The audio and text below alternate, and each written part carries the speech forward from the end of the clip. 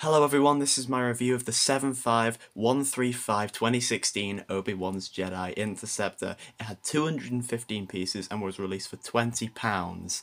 This is another one where I'm going to have to take off the nostalgia goggles. This was my first ever proper LEGO Star Wars system set, so I have lots of nostalgia for this thing. I got it back in 2016 and damn is this just a fantastic set. To start off, we're going to talk about the structure. Now it's incredibly simple. This is a template they've been using I think since like 2012 with the green Anakin Zeta 2. They've been using this template now ever since the most recent Zeta 2 in 2020. It's just plates on plates, plate on plate construction on the side, attached to a canopy with some you see these ratcheted joints here.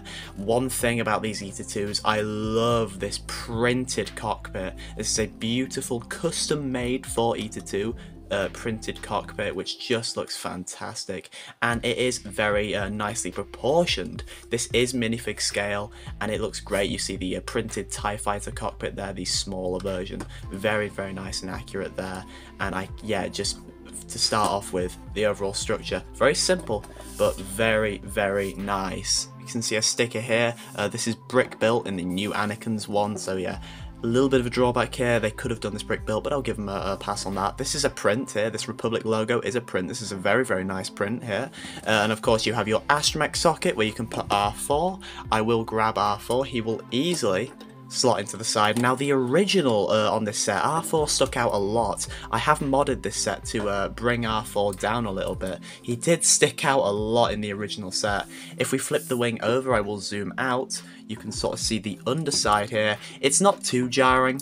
You know, it's not too noticeable. You're only really going to notice it, obviously, if you look at it from the top angle, which you're not really going to see.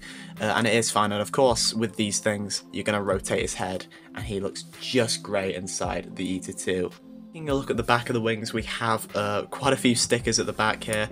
We have the S-foil flaps here. These can open up on either side, and then you do have the ones on the bottom. This is a very nice look for the Zeta 2. As you can see, S-foils are in attack position. Now you can't really display it like this, sort of like an X-Wing. Obviously when you put it to the ground, the bottom one's closed, so you will need a stand if you want to display these with the S-foils out. But taking a look at some of the finer details in here, we have a sticker. I think this is a fair sticker. We have another sticker up here, sort of like the tally marks of how many, I think this is like how many ships Obi-Wan's destroyed. Fine detail here with a grill piece on the back. There are supposed to be holes in the wings.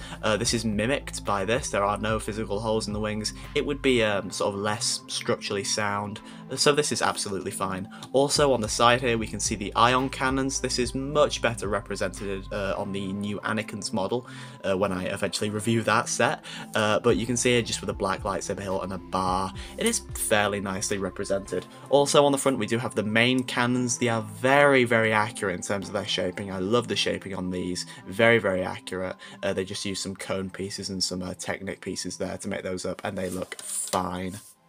Also to comment here, the final mod I made with the set was just adding these two pieces. These are very modern pieces. These did not exist in 2016, and I just added them in here on either side to sort of complete the look of the wing, which I think looks very nice.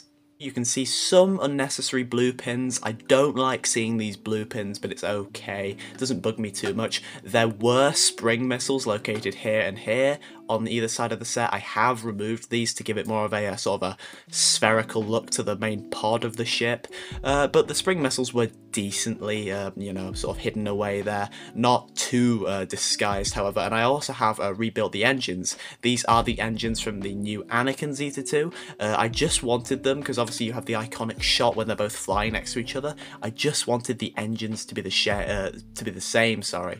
Originally, this set had a black R5 astromech droid helmet with the blue piece on top.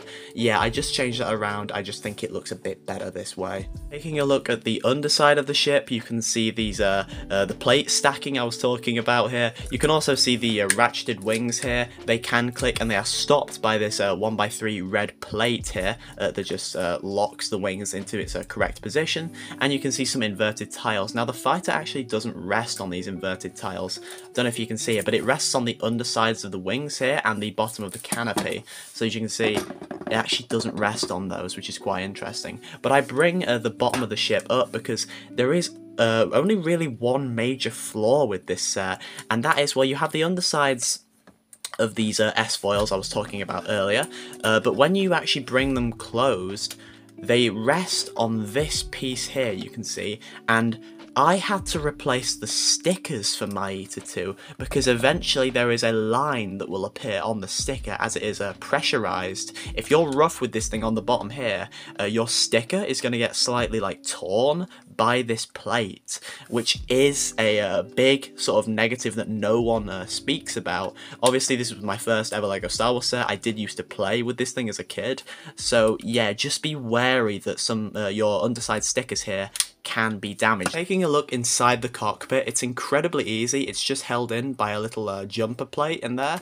and it just clicks open on this hinge here on the back, and we have a place to see Obi-Wan. Obi-Wan will just go down here, and you do have some slope pieces on the front here. There is no console or any controls. There's no controls for Obi-Wan at all, which is a bit annoying. These little joysticks on the side, I've added these in. These were not on the original set. I have modded it and added these little joysticks in for Obi-Wan. You also have a little backrest here, and yeah, nothing to really see or do inside this cockpit. Bit of a shame. There is also no clip to put Obi-Wan's lightsaber in. I think past Eta 2s, the clip's been here. I think on the new Anakin one, it's like under the wings. There are no clips to put his lightsaber, which is a bit annoying. First minifigure up here, of course, we have Obi-Wan Kenobi. I do believe this minifigure is still exclusive. Now, he is obviously one of my older minifigs. He does have quite a loose hand here. That's something that you will get when you have minifigs for a while, and you especially when you play with them. He has very nice Jedi robe torso printing there with those dark tan legs as well there. The robes flowing through nicely. That's very, very nice to see from LEGO. The back printing is very nice as well. 2016, this is what we expect. His hairpiece, of course, is that classic Revenge of the Sith Obi-Wan hairpiece. The face with the worried, like he's been attacked by Buzz Droid's expression there. I really like that. And of course, the little headphone piece there looks very, very nice. Taking a look at the alternate expression for this figure, it's a lot more serious. We've seen this, I think, this face print before here, just without the sort of little headphone bit there. But yeah, no complaints with this figure. The figure is very, very nice. Now time to take a look at R4. This is Obi-Wan Kenobi's astromech droid. I do believe this minifigure is not exclusive. He was re-released in 2017, and I do believe it's slightly like an updated version in the 2022 fighter. The print on the torso is just R2's printing, but in red. It's just a recolor of the print there. You can see the classic astromech droid legs here. Of course, no back printing, and if you have been a LEGO Star Wars fan, you do know that LEGO really commonly messes up on the printing for the domes. They're often quite wonky. You can see here mine is wonky as well. It's no different. I don't think I've gotten one with a fully straight dome yet, which is quite disappointing. So that's it. There's Obi-Wan's Eta 2. There's no real complaints for this set. It's perfect, it's beautiful, it does everything I want it to do.